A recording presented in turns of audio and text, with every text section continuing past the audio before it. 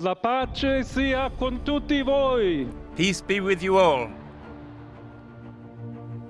Nyuma y'urupfu rwa Papa Francis, benshi bakomeje kwibaza uwaba ugiye kumusimbura. Bamwe bati azaba ari umwirabura, abandi bati uyu nguyu azaba akomoka i Burayi, Aziya n'ahandi henshi hatandukanye. Philippine, iyi nayo yahabwaga amahirwe menshi cyane.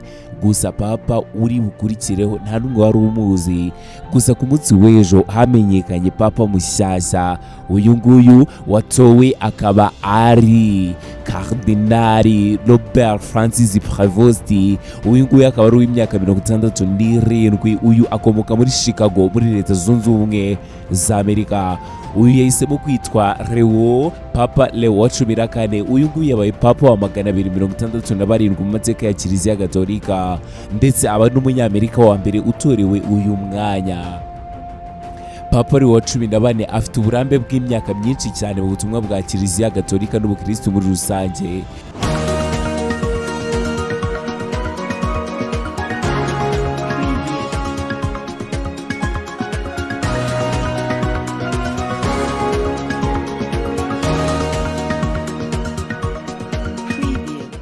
Yakoze cyane muri Peru.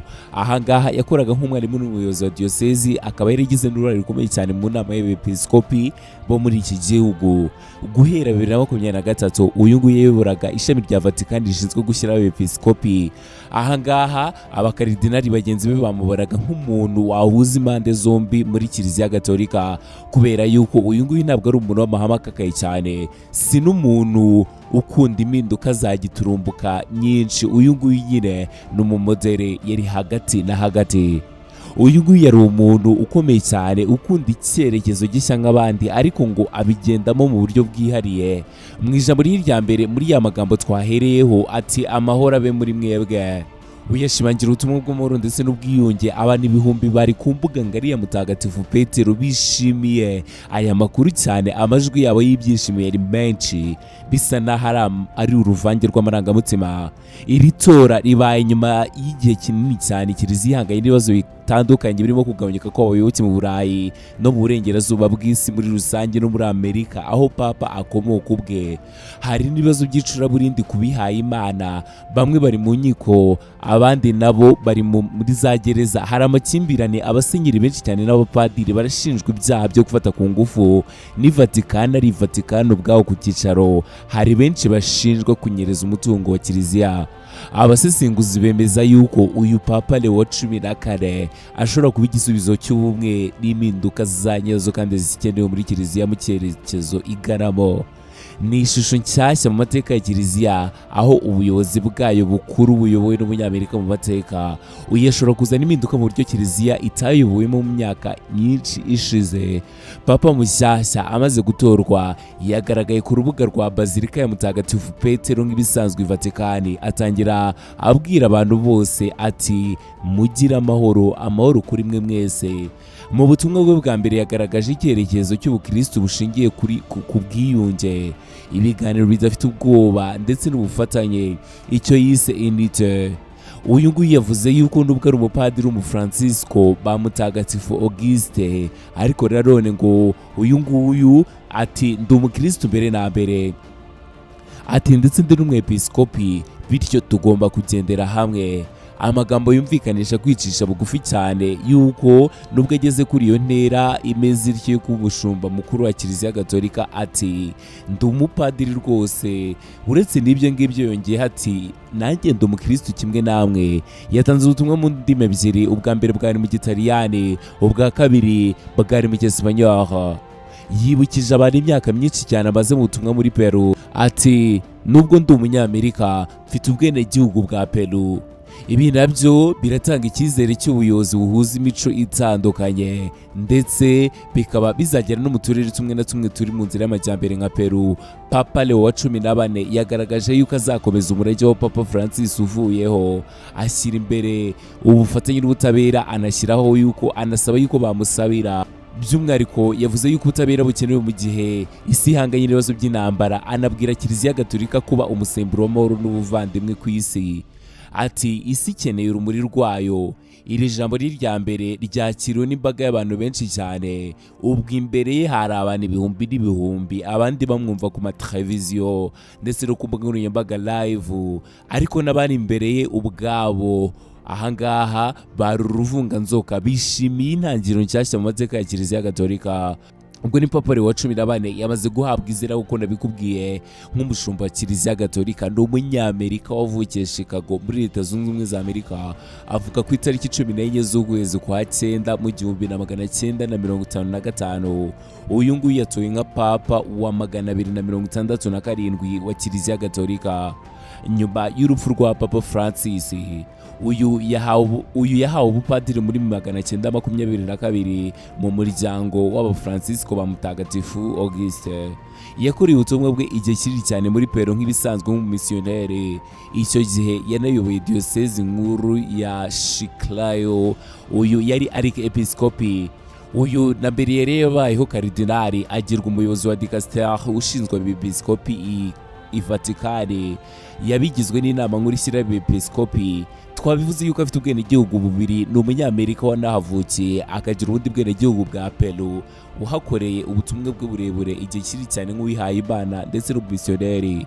Ibyamuranze nk'umuyobozi nuko ari umuntu uzwiho gutekereza cyane, agerageza guhuza impande zombi, afatwa nk'umuntu utari intangorwa ku mahame ya Kiliziya Gaturika, ndetse uyu nguyu anafatwa nk'umuntu na rero udashyigikira impinduramatwara za giturumbuka, ni umumoderi ari hagati na hagati.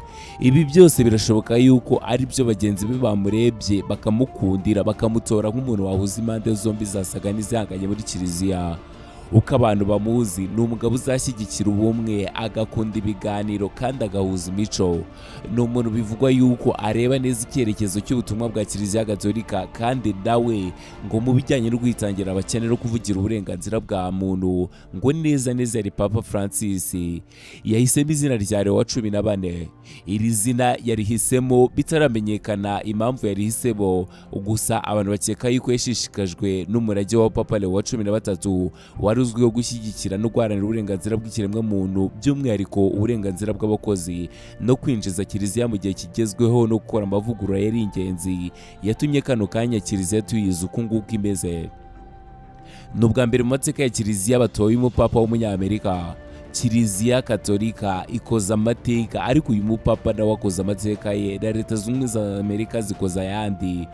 Ni umuntu umwe mu bafite uburambe buhagije ku rwego mpuzamahanga, cyane cyane mu kumenya imico y'Abanyamerika y'Epfo. Ni umuntu utari intangorwa ku mahame ya kera, ntabwo ari umuconservateur gusa, nanone si n'umurwanashyaka w'impinduramatwara bamwe bitwa abaprogressiste.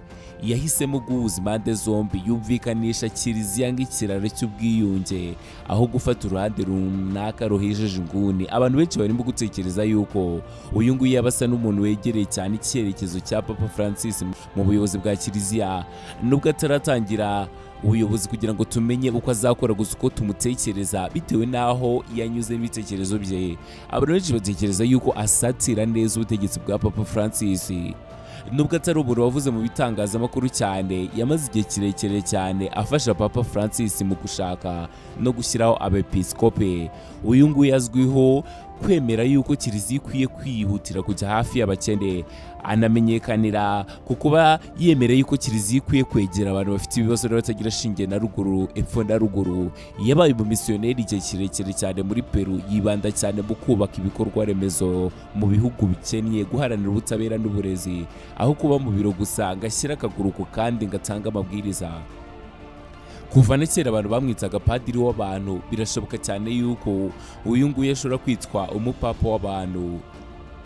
Afite byinshi cyane atekereza ku guhindura Kiliziya Gaturika, kuba abapadiri bakomeza kuba abasiribateri cyangwa se batashatse ngo ntacyo arabivugaho. Hari hasanzwe hari igitekerezo cy'uko mu bihugu bimwe na bimwe birimo Amerika y'Amajyepfo, aho uyu mugabo yakoreye imyaka myinshi cyane, bishoboka kwemezwa yuko abagabo bafite ingo ariko babizerwa bashobora kwemererwa guhabwa ubupadiri kubera ibura ry'abihaye Imana. Gusa uyu nguyu uko azwi, bizwi yuko atari umuntu ufite ubukana ku bijyanye n'ubuhezanguni no gukomera ku mico yo hambere ya Kiliziya. uyu ashobora kwemera ibiganiro kuri iyi ngingo. Guha abagore imyanya ikomeye cyane muri Kiliziya Gaturika ari mu bantu bashyigikiye yuko abagore bahabwa agaciro kanini cyane mu buyobozi bw'inzego za Kiliziya, nubwo atigeze ashyigikira yuko abagore bahabwa ubusaseredoti. Gusa uyu nguyu kuri iyi ngingo yagiye ku ruhande rwa Papa Francis cyane ndetse aranabishyigikira rwose. N'ubu bishobora gukomeza. Hari ikindi abantu bamwibazaho bati nicyo atekereza ku bantu baryamana bahuje igitsina, ibintu Kiliziya ku ngoma ya Papa Francois yagaragaje yuko batagomba guhezwa na ba ndetse bagahabwa umugisha, nubwo Kiliziya itigeze yemera yuko bashobora gushyingiranwa. Yemeye yuko bashobora guhabwa umugisha. Prevost asa n'uwakurikiranaga icyemezo cya Papa Francis cyo kudaca abangaba baryamana bahuje igitsina. Ntabwo yemera yuko abangaba bashobora gushyingiranwa, ariko ashyigikiye yuko abakristo baborohera. Yizera ubworoherane ndetse no kutabaheza no kutabagira ibicibwa. Uyu nguyu ibiganiro kuri iyi ngingo nabyo ni ibintu bishoboka cyane kuri Papa Mushya. Ntabwo azahindura inyigisho za Kiliziya Gatolika ku bijyanye n'urushako n'abagomba gushakana cyangwa se abo Kiliziya yashyingira, ariko nanone ashobora kwemera ingingo yo kutabaheza ndetse no kuba yabahereza umugisha. Ku bijyanye n'ubutunzi ndetse n'ubutumwa bwa gipasitoro cyangwa se bwa gishumba muri Kiliziya, uyu mugabo ashyigikiye yuko Kiliziya igabanya kwibanda ku buryo bw'inyubako n'amabwiriza gusa, ahubwo iyi nyubako ahubwo igakorera hafi y'abayoboke. Kiliziya igasanga abantu mu ngo, mu mitima n'aho bakorera. Uyu nguyu yita ku bibazo by'ubukene cyane, akarwanya ubusumbane, kandi uyu nguyu yashyize imbaraga kenshi cyane mu burenganzira bwa muntu. Uko abantu bamuzi, ntabwo ari umuntu wafata icyemezo ku gitutu icyo ari cyo cyose. Azwiho gutekereza cyane, kugira ikintu avuga ariko yitonze cyane, kandi akumva ibitekerezo by'abandi mbere yo gufata umwanzuro. Yemera yuko Kiliziya nayo ubwayo igomba kumva isi, kuko Kiliziya ituye mu isi kandi igakorera mu isi. Nubwo yubaha umurage wa Kiliziya, anemera yuko hakenewe uburyo bushyashya bwo kugeza ubutumwa ku bantu benshi kurusha uko byakorwaga kano kanya, nko gukoresha imbuga nkoranyambaga, ibiganiro n'abatari abakristu ndetse n'andi madini agiye atandukanye. Kandi anemera yuko bishobora gukorwa bitarindiriye gusa kunyura mu kanwa k'abihaye Imana. Mu ncamake, Papa Leo wa 14 uyu nguyu ashobora kuba umuhuza mu bihe Kiliziya irimo bibi muri iyi minsi.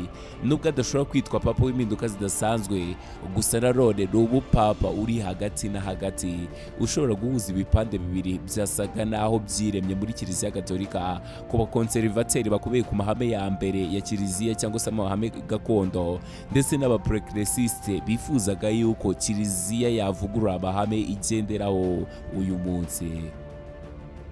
Reka gushimire kubw'umwanya wafashe ukabara nanjye muri iki kiganiro cyagarukaga ku mateka no kuri byinshi kuri Papa Mushya watowe na Kiliziya Gatolika. Wabanye nanjye Edi Kelodi. Ikiganiro nk'uko ni buri kanya.